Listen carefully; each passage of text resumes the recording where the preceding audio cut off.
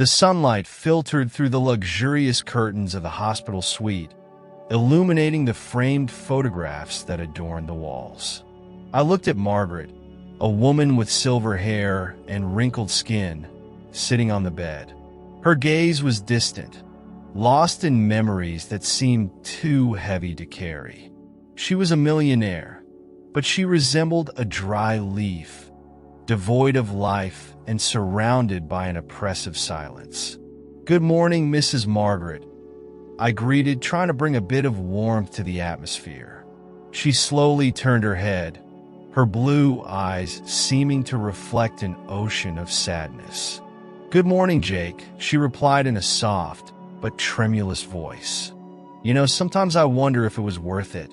I sank into respectful silence, observing her as she reflected on life, her victories, and her losses. The hospital, with all its machines and the smell of disinfectant, felt like a world apart from everything she had built. After a few minutes, Margaret broke the silence. "Jake, would you mind calling me Mom for a day?" she asked, the hesitation in her voice palpable. I was surprised by the request. It was unusual for me, a nurse, to assume such an intimate role. However, looking into her eyes, I realized the loneliness that enveloped her like a heavy cloak. "Of course, Mrs. Margaret. Mom," I replied, a nervous smile appearing on my face. She smiled back, a momentary spark in her eyes. "Thank you, my son. Sometimes I just need someone to remind me that I am more than an old woman alone." We began to talk about her life. Margaret shared stories of her youth, of glamorous parties and lost loves. I listened to her attentively, feeling a connection emerging between us, as if I were discovering a part of her that few knew. "There was a young man named Richard," she began, a nostalgic smile forming on her lips. "He made me laugh like no one else." "And what happened to him?" I asked, intrigued. "Life, my dear," Margaret replied, sighing. "It has its own ways of separating us." As she spoke, I realized I was starting to see Margaret not just as a patient, but as a motherly figure. Time passed, and for a brief moment, the sadness in her eyes seemed to diminish. The truth is, in that moment, we were not just a nurse and a patient. We were, in a way, mother and son, united by an unexpected bond. I remember the soft light coming through the hospital room window, reflecting off the white walls. Margaret was there, sitting on the bed, looking at the framed photographs that adorned the table beside her. It was an ordinary day, but the air was charged with something I couldn't identify. When she turned to me, I could see a shadow of sadness in her eyes. "Jake," she began, breaking the silence. "Have you ever stopped to think about how many people come close to you just out of interest?" I looked at her, intrigued. "What do you mean, Margaret?" She sighed, a deep sound that seemed to carry the weight of her years. "My family. Many of them are more interested in my fortune than in me. They come, ask questions, try to win my affection, but deep down, they just want a piece of what I've built." "That must be hard," I said, feeling a tightness in my chest. "You don't deserve that." She smiled sadly. "Yes, but it's the truth. I should have protected my heart, but I always believed that family love was genuine. Now, I see that I was wrong." As we talked, we decided to take a walk around the hospital. The feeling of being by her side made me feel like I was part of something bigger. Then, as we walked, we came across Tyler, her grandson. He was leaning against the wall with an expression of indifference that irritated me. "Hi, Grandma," he said with no emotion. "Is everything okay?" Margaret nodded, but I noticed the tension in her body. "Yes, Tyler. I'm just spending some time with Jake." "Jake, huh?" he repeated, eyeing me with disdain. "And what are you doing here? What do you think I'm doing?" "Taking care of your grandmother," I replied, trying to hold back my anger. Tyler shrugged. She doesn't need you. I'm here, and I'm family. It seems like you're only here for the money, I said, unable to hold back. Tyler's expression hardened, and his coldness bothered me deeply. What do you know about family? He shot back before walking away, leaving a trail of contempt in the air. Back in the room, as I helped Margaret get comfortable, she looked at me with an expression that mixed concern and gratitude. Thank you for caring about me, Jake. You don't know how much this means to me. Then, in a lower tone, she murmured, there's a secret, that could change everything. But I don't know if I should tell you more. The atmosphere of mystery intensified, and I felt like I was about to discover something that could alter our fate. I woke up that morning with a weight on my chest. The sunlight pouring in through the window felt more intense than ever, illuminating the hospital suite where Margaret was spending her final days.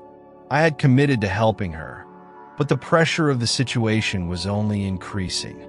After what Margaret had told me about her family, I needed to find out more. What exactly were they planning?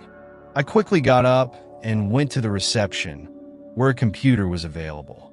I started searching for information about Tyler and Ellen. My suspicions were confirmed when I found a record of a trip they had planned to the hospital. The intention was clear: to pressure Margaret into signing resignation papers. I couldn't let that happen. Jake? Margaret's voice brought me back to reality. She was sitting on the bed, with an expression of expectation on her face. Hi, Mrs. Margaret. I was just checking on a few things, I replied, trying to hide my concern. Is something wrong? She looked into my eyes, and I knew I couldn't hide anything from her. Actually, yes. I found out that Tyler and Ellen are coming here. It seems they want to pressure you, I said, feeling a wave of anger rising. Margaret let out a heavy sigh. They never cared about me, Jake. They just want my money. Don't worry. I'll stand by your side, I asserted, determined.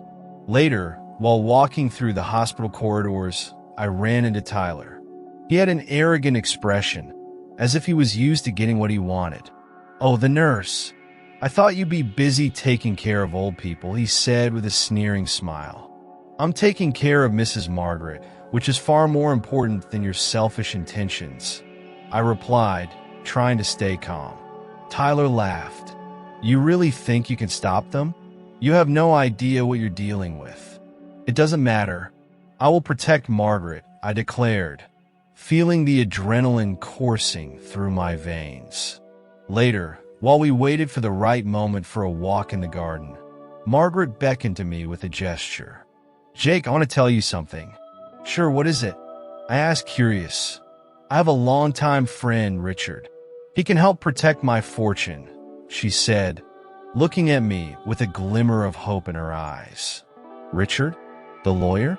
I inquired, realizing he could be the key to solving this whole situation. Yes. If we can talk to him, maybe we can find a solution, Margaret said, her gaze lighting up. Let's go to him then. We can't let Tyler and Ellen win, I asserted, determined to do whatever it takes to protect the woman who, in some way, had become like a mother to me. The afternoon light streamed through the hospital room window, creating a dance of shadows and light around us.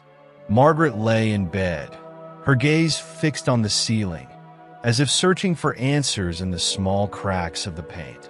I felt increasingly entangled in the web of secrets she wove with her words. Jake, she began, breaking the silence. You remember the lawyer Richard, didn't you? Yes, he's your longtime friend, right?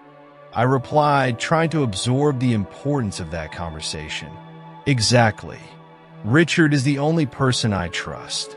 He knows everything I'm going through and can help with the will. The urgency in her voice was palpable, mixed with the desperation of someone who doesn't have time to lose. I need you to find him and discover everything you can about the situation. I'll do it, Margaret. Don't worry, I affirmed, feeling the weight of her trust in me. I'll set up a meeting with him. As we spoke, the atmosphere in the room grew tenser. The thoughts of Tyler and Ellen hovered in my mind like threatening shadows against the light of hope that Margaret represented. Jake, you need to understand, they have no interest in me. They just want my money, Margaret said, the fragility in her voice cutting my heart. And if they find out I'm changing the will, they won't hesitate to do anything to stop me. I will protect you. You are not alone, I assured, feeling a fierce impulse to defend this woman who, in such a short time, had become such a significant figure in my life. After a few hours, I managed to schedule a meeting with Richard. Entering his office, the environment was austere, but there was a sense of security there. Richard greeted me with an attentive look and soon dove into the conversation. Margaret is changing the will, but she needs a witness for it to be valid, he explained. It's a delicate situation. We need to act quickly. She's afraid of the family, especially Tyler, I commented, worried about what could happen. He won't stop until he gets what he wants. Richard nodded, his expression serious. I understand. We need to ensure Margaret's safety. I will do whatever it takes. Returning to Margaret's room, I found her more anxious than ever. So, what did Richard say? He's willing to help, but we need to act fast, I replied, trying to convey confidence. We'll need a plan, something that can protect you before they find out. In that moment, the atmosphere in the room shifted. The tension intensified when Tyler and Ellen entered unannounced. Tyler's forced smile made my stomach churn. "Hi, Mom," he exclaimed, his tone far from affectionate. "Let's discuss some important matters." Margaret stiffened in bed. "I'm not interested in discussing anything with you." Tyler approached, his penetrating gaze on me. "Who is this? A nurse? What are you doing here?" "I'm just someone who cares about Margaret's well-being," I replied, keeping my composure. "Be careful, my friend," he threatened with a smile that didn't reach his eyes. "If you don't help my mother, she'll be alone. And believe me, that won't be good for her." The atmosphere grew increasingly tense. I knew I had to be firm. Margaret isn't alone. She has support, and you won't get what you want here. The tension escalated, but my determination to protect Margaret was stronger than any threat Tyler could make. We sat in one of the comfortable armchairs in the room, the smell of antiseptic mingling with Margaret's subtle perfume. Her gaze was distant, as if she were reliving memories known only to her. "Jake," she began, her voice trembling slightly, "there's something you need to know about me and Richard." The tension in the air was palpable. "What do you want to tell me, Margaret?" I asked, leaning in closer. She hesitated, looking out the window where sunlight filtered through the curtains. "I've always had a platonic love for Richard, you know? He was a very close friend, and I never had the courage to express how I felt. I've always hesitated to trust my own family, and that has isolated me. Margaret, you don't need to feel alone. I'm here to help," I assured her, taking her wrinkled hand in mine. "Let's make sure you find happiness before it's too late." She smiled sadly. "You're a good kid, Jake. More than many I know." The conversation flowed, and soon we were talking about Richard as if he were right there with us. As soon as we decided to meet with him, a new hope began to bloom within me. Richard could be the key to resolving all this confusion, and at the same time, he could be the bridge to what Margaret truly desired, a love that never had the chance to blossom. The next day, when we met with Richard, the seriousness of the moment settled in quickly. He confirmed that the secret could be signed soon, but his expression grew grave. "If something happens to you, Margaret, everything could be transferred to Tyler," he warned, and the concern in his gaze was undeniable. "I know, Richard. That's why we need to act quickly," Margaret replied, the determination in her voice palpable. Feeling the pressure mount, Margaret then confided in me. Jake, there's a safe place where the will can be kept. We need to plan the delivery for tomorrow. The idea of having a plan gave me a new sense of purpose. We can do this, Margaret. I'm by your side, no matter what happens. Fear and uncertainty still hung in the air, but hope began to shine like a light at the end of the tunnel. Together, we were ready to face the storm that was approaching. As I organized some documents for the delivery we would make the next day, the door to the room slammed open. Tyler, with his disdainful look, barged in without asking for permission. My heart raced in my chest. I knew he wasn't there for a friendly visit. You think you can just ignore family, Jake? He shot back, crossing his arms. I know what you guys are plotting. Margaret, who was sitting on the edge of the bed, looked at me, her eyes filled with fear. What do you want, Tyler? She asked, trying to keep her voice steady. I want you to know that I have a recording, he said, a malicious smile spreading across his face. A recording of a conversation between you and Richard. This could put you in a very tricky situation. I felt a wave of anger and worry at the same time. You can't do this, I replied, stepping between Tyler and Margaret. Are you trying to intimidate her? That's sick. Intimidation? No, my dear, it's just a reminder of what could happen if you keep trying to protect that old woman. The tension in the air was palpable. Hearing Tyler's words, Margaret shrank even further. Tyler, this isn't right, she murmured, the fragility in her voice hitting me like a punch to the gut. Leave her alone, I yelled, feeling that the situation was about to explode. If you really cared about her, you wouldn't be here making threats. Don't worry, Jake, Tyler said with a mocking tone. You might have your Sunday now, but in the end, the truth always comes out. With that, Tyler left the room, leaving a wave of tension in the air. I looked at Margaret, who was pale and nervous. You can't do this, Margaret. We have to act fast. She took a deep breath, her eyes suddenly lighting up. Jake, he doesn't know I already had a plan.